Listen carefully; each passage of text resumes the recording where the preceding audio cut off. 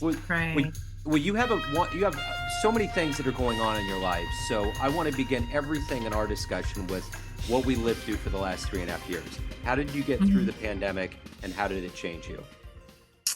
Yeah, so the pandemic really changed my whole life. I worked in New York City for nearly 30 years as a high level executive assistant.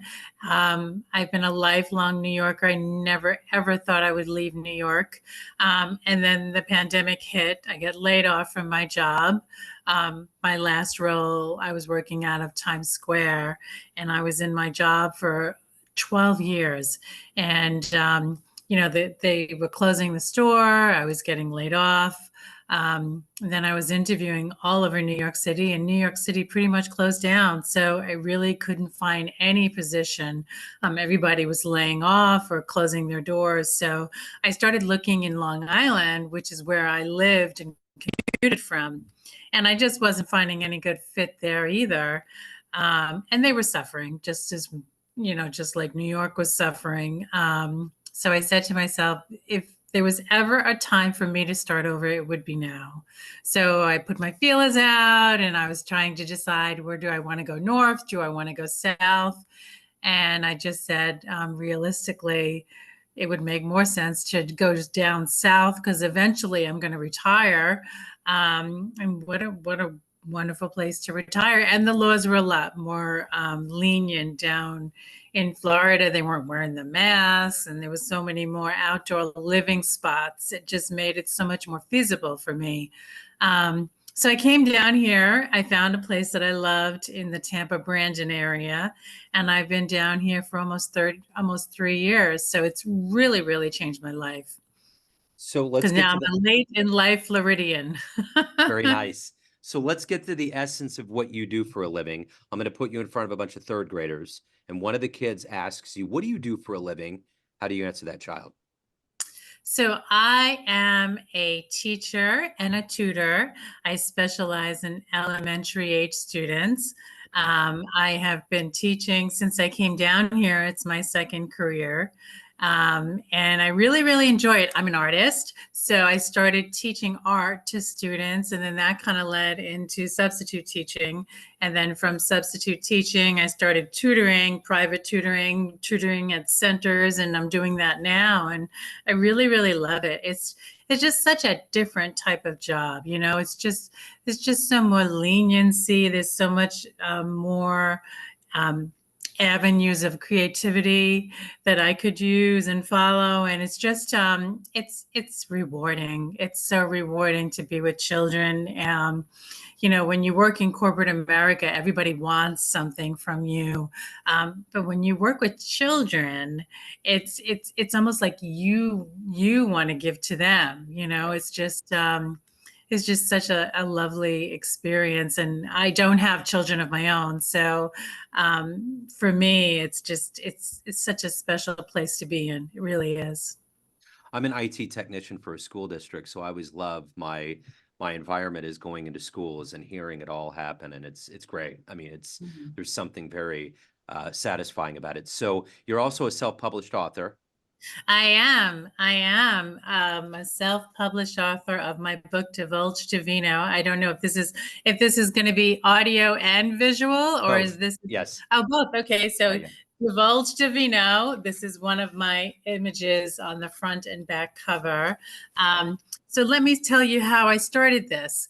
I really spent many, many years um, in the wine business, attending trade events and wine tastings. I used to run a business networking group for wine and art enthusiasts in Long Island, and really enjoyed it. The group climbed up to about 250 members, and I was planning a lot of wine dinners and wine tastings and wine picnics. And because I had this group, I was invited to all the trade events based out of New York City. So I'd go to all these different tastings and all these beautiful venues all over New York City. And I learned so much information, classes, tastings, and just walk around trade events. And it was just At first, it was very overwhelming. And then I really started getting into it and learning so much about different wines from all over the country. And I said to myself, I really need to do something with all this knowledge. I need to share it with people other than just my members. So I started a wine blog. And this wine blog just grew and grew, and my members loved it. And by the time I had stopped the reviews, I was up to about 16 different wine reviews from wines all over the country, and then my schedule got more demanding at work, so I wasn't able to go forward. But I had already 16 wine reviews, and I always said to myself back in New York, if I had the time, I would really love to be able to turn it into a book of some kind.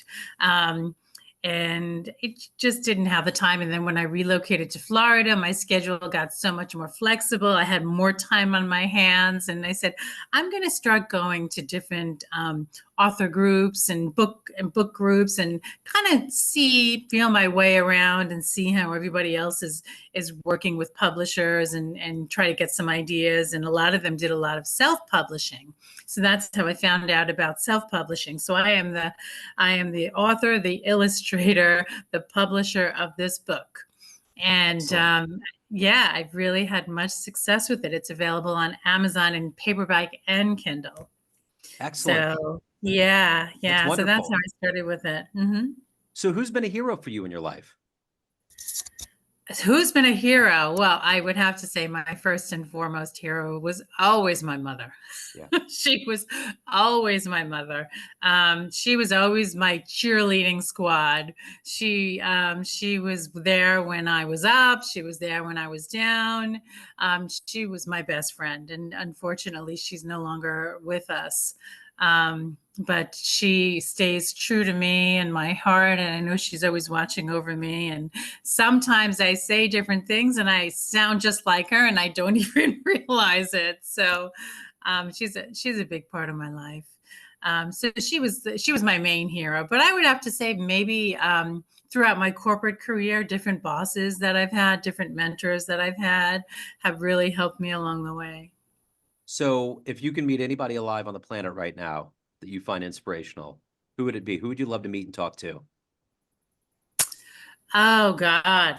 I don't, there's just so many successful women out there that I think are amazing. Gloria Steinem comes to mind. I mean, she's done so much for women's rights, and I work for the National Organization for Women. I do the social media for the Tampa chapter. So she would be first and foremost on my list. Excellent. So what is the Yeah. motivation for you every day to wake up, to do the job you do, to help educate and enrich people? What is that for you that is the driving force? Well, first of all, just getting up and knowing that I have something productive to do on my schedule every day is motivation enough for me to get out of bed.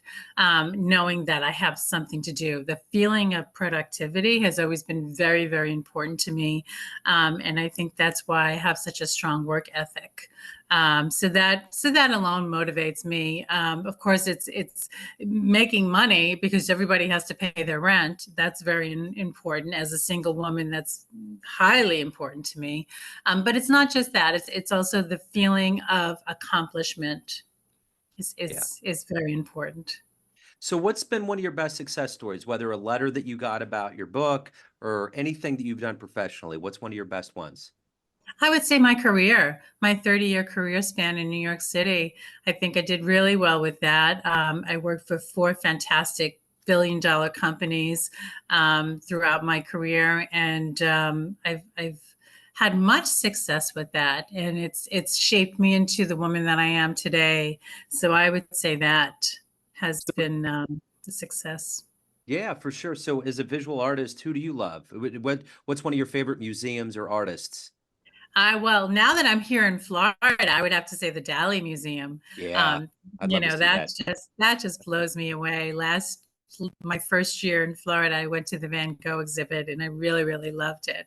It was emotional for me. It was truly emotional. I mean, I walked through the different floors, and my eyes were filling up. I was picking up all the vibes, and it was just wow, overwhelming with emotions. Yeah. Really fantastic. Yeah. What was the first painting you did where you thought, wow, this is something that I can do. I feel like this is something I want to do. So I would say probably I did one or two paint and sip classes back in New York, maybe 15 years ago, when it first started coming out, and I really enjoyed it. And then I had some time that I needed to take from work. I had like a week's vacation, 5 days vacation, and I didn't have anywhere planned to go. And I said to myself, you know, my friends were working. I didn't have any set plans. So I said, I'm just going to go to the art league and I'm just going to take some classes just on the fly, just to see what it's all about. So I took an oil class. I took an acrylic class, and I really enjoyed it. And then I started doing it more and more, and I bought myself an easel back on in Long Island where I lived, and I set up an easel in the corner of my living room, with, you know, like my little tray for all my paints. And I just started painting and doing it over and over again. I'd pour myself a glass of my favorite wine, and I would start painting, and I would play my French music, and it would just put me in such a mood where I just kept wanting to do it over and over again, as just a you know, a fun hobby, a release, my sanctuary, just an escape, a wonderful escape. Yeah. Uh, so then I just started doing it, and I brought all of my paintings with me from New York. I left nothing behind. So I probably have about 300 paintings now, all around me in my apartment, hanging up, leaning against the walls. And I have about 10 paintings at a local art store that I'm showcasing for the month of December. And it's been really fun. Plus all my websites where I showcase my paintings. So it's just a wonderful feeling having all my art around me and surrounding me and inspiring me every day. That's wonderful. So let's say you have a dream tonight. You run into a younger version of yourself in your Mhm. 20s, and you can give that Mhm. young version of you a piece of advice based on the wisdom you've gained so far. What advice would you give your younger self? I would say maybe, because I've had so much success with the painting, I would say I should have started younger. I didn't really start painting until later in life, and I even went to FIT, and that was something that I did while I was working full time. I went back to school part time at FIT because I was right on Seventh Avenue and Broadway, working at Macy's in Herald Square, and I never really thought to take any kind of drawing or design class. I did marketing communications, but I didn't start painting until my 40s. So I think I would say that to my younger self. You know, branch out a little, get a little more creative instead of being so regimented in your career. Maybe start a little earlier. Yeah, for sure. So Yeah. what's the best advice you've ever gotten? Um, I would have to quote my father, who used to always say, and still to this day, as an 80-year-old man, is still saying the same thing to me: keep plugging away. Yep, that's it. Those are That's it. his words from when I first started my career until now in my mid 50s. Keep plugging away, Yeah. keep going, don't stop. For sure. So everyone Yeah. has a perception of you, family, friends, fans, those that buy your book, those that buy your artwork, everyone around you, but you ultimately run the show. What's your perception of you? Who do you think you are? I would have to say that I am a creative, sophisticated woman who perseveres. And if there's something I want to do, I do it. I find ways to do it, and I don't let things stop me. That would be unstoppable.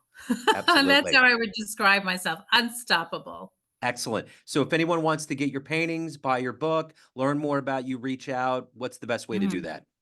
So you could find me on Amazon for the book. I have an author's page under Divulge Divino. You can also find me on Twitter and TikTok under Divulge Divino. And as far as my paintings, you could find me under Etsy.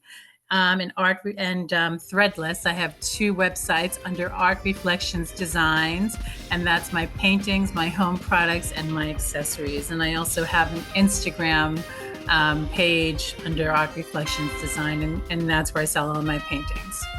Excellent. Joanna, this has been great. Thank you so much for your story. Thank you for your time. Best of luck with everything. Thank you so much. I appreciate it. Thank you for Have a having me great- on.